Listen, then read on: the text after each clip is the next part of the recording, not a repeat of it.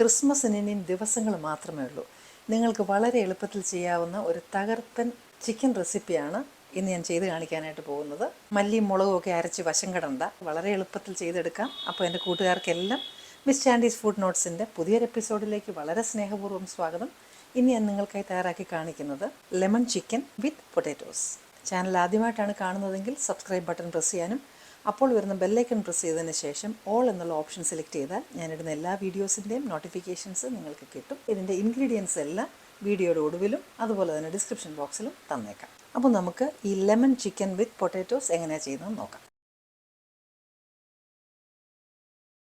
നമുക്ക് ഇതിനൊരു മാരിനേഡ് ആദ്യമേ ഉണ്ടാക്കണം. ചിക്കൻ മാരിനേറ്റ് ചെയ്ത് വെക്കാനായിട്ട് ഇത് നാരങ്ങ നീരാണ്. മാരിനേഡ് തയ്യാറാക്കാനായിട്ട് നമുക്ക് ആദ്യം ഈ ലെമൺ ജ്യൂസ് ബ്ലെൻഡറിലേക്ക് ഒഴിക്കാം. അതിലേക്ക് വെളുത്തുള്ളി, പിന്നീട് ഇതിലേക്ക് നമുക്ക് ഒഴിക്കാനുള്ളത് ഒലിവ് ഓയിലാണ്. ഡ്രൈ ഒറിഗാനോ ആണ് ഇടുന്നത്. ഒറിഗാനോ എന്ന് പറയുന്നത് പനിക്കൂർക്കയാണ്. ഡ്രൈ ആയിട്ടുള്ള തൈം ലീവ്സ് ഇട്ടു. ഇത് വൈറ്റ് പെപ്പർ പൗഡറാണ്. കുരുമുളക് പൊടി കറുത്തതിട്ടാലും മതി, അത് ഇഷ്ടമുള്ള പോലെ ചെയ്യാം. സ്പൈസ് നമ്മളുടെ ലെവൽ അനുസരിച്ച് കൂട്ടുകയോ കുറയ്ക്കുകയോ ചെയ്യാം. പിന്നെ ഇതിലേക്ക് മസ്റ്റർഡ് സോസാണ്. ഞാൻ ഡിജോൺ മസ്റ്റർഡ് സോസാണ് ഉപയോഗിക്കുന്നത്. നിങ്ങൾ ഏത് ബ്രാൻഡ് ഉപയോഗിക്കുന്നോ അത് നിങ്ങൾക്ക് ഉപയോഗിക്കാം. ഇതിലേക്ക് ഉപ്പിടണം. അതുപോലെ ഒരല്പം ഹണിയും കൂടി ഇതിനകത്തേക്ക് ഒഴിക്കണം. നന്നായിട്ടൊന്ന് അടിച്ചെടുക്കുമ്പോൾ നമ്മുടെ മാരിനേഡ് റെഡിയാവും. നമ്മുടെ മാരിനേഡ് അടിച്ച് റെഡിയാക്കി വെച്ചിട്ടുണ്ട്. ഇനി നമുക്കത് മാരിനേറ്റ് ചെയ്യാം. ചിക്കൻ ഓൾറെഡി നമുക്ക് സ്കിൻ ഓണായിട്ടോ അതല്ലെങ്കിൽ വേണ്ടെങ്കിൽ റിമൂവ് ചെയ്യാം. സ്കിൻ വെച്ചുകൊണ്ട് ചെയ്യുന്നത് നല്ല ടേസ്റ്റിയാണ്. അപ്പോൾ ഈ ചിക്കൻ ഞാൻ അതിലെല്ലാം ഒരുമാതിരി ഡീപ്പ് കട്ട്സ് തന്നെ ഇട്ടിട്ടുണ്ട്. നമുക്കപ്പോൾ ഈ ചിക്കൻ ഒന്ന് മാരിനേറ്റ് ചെയ്ത് വെക്കാം. ഞാനിത് എല്ലാ ടൈപ്പ് പീസസും ഇതിനകത്തുണ്ട്. നമുക്ക് ചിക്കൻ തൈസ് വേണമെങ്കിൽ തന്നെ ചെയ്യാം, അല്ല ചിക്കൻ ബ്രസ്റ്റ് ചെയ്യാം, ഈവൻ ചിക്കൻ വിങ്സും ഉണ്ട്. ആ സോസിൻ്റെ ഉപ്പും പുളിയും എരിയും ഒക്കെ ഒന്ന് നോക്കിയതിന് ശേഷം മാത്രമേ ചിക്കൻ മാരിനേറ്റ് ചെയ്യാവൂ.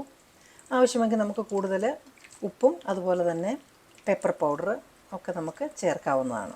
ഇങ്ങനെ ഒരു 6 മണിക്കൂറെങ്കിലും ഇരുന്നാൽ ഏറ്റവും നല്ലത്. മിനിമം ഒരു 3 മണിക്കൂറെങ്കിലും ഇരിക്കണം. ഓവർനൈറ്റ് വെക്കാമെങ്കിലും വളരെ നല്ലതാണ്. ഇതാണ് ബേസിക് ആയിട്ടുള്ള റെസിപ്പി. പക്ഷെ ഞാൻ ഒന്നുകൂടെ സ്പൈസി ആക്കാനായിട്ട് ഞാൻ കുറച്ച് ചില്ലി ഫ്ലേക്സ് കൂടെ ആഡ് ചെയ്യുകയാണ്.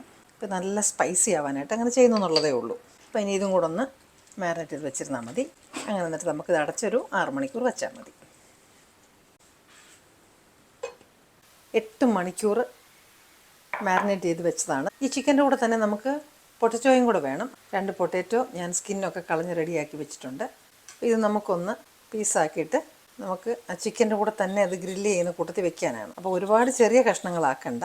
അതുപോലെ തന്നെ ഇതൊന്ന് അരിഞ്ഞിട്ട് കഴുകുന്നത് നല്ലതാണ്. അപ്പോൾ ഇത് വളരെ ഈസി ആയിട്ടുള്ളതും ടേസ്റ്റി ആയിട്ടുള്ള റെസിപ്പിയാണ്. അപ്പോൾ അതുകൊണ്ടൊന്ന് ട്രൈ ചെയ്ത് നോക്കാൻ മടിക്കണ്ട. എളുപ്പമല്ലേ. എയർ ഫ്രയറിനകത്ത് വേണമെങ്കിൽ നിങ്ങൾക്ക് വെച്ചിട്ട് ചെയ്യാവുന്നതാണ്. ഞാനിപ്പം എൻ്റെ അവനകത്താണ് ചെയ്യുന്നത്.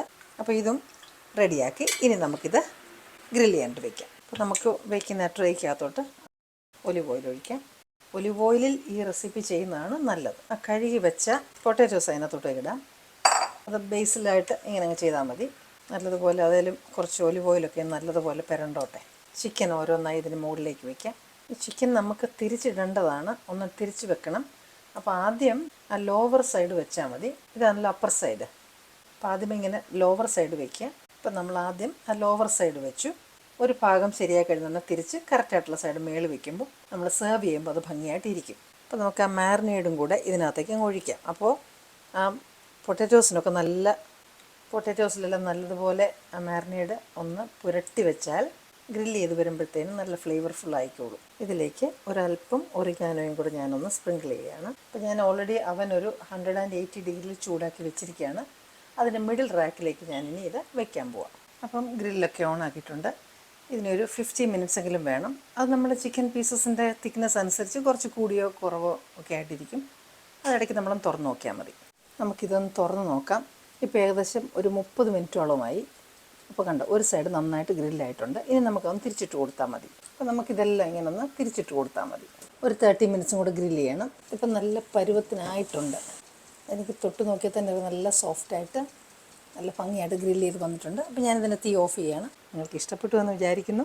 ഇനിയും നിങ്ങൾക്ക് ഇഷ്ടപ്പെടുന്ന മറ്റു നല്ലൊരു റെസിപ്പിയുമായി വീണ്ടും ഞാനെത്തും. Till then I am signing off and you stay safe.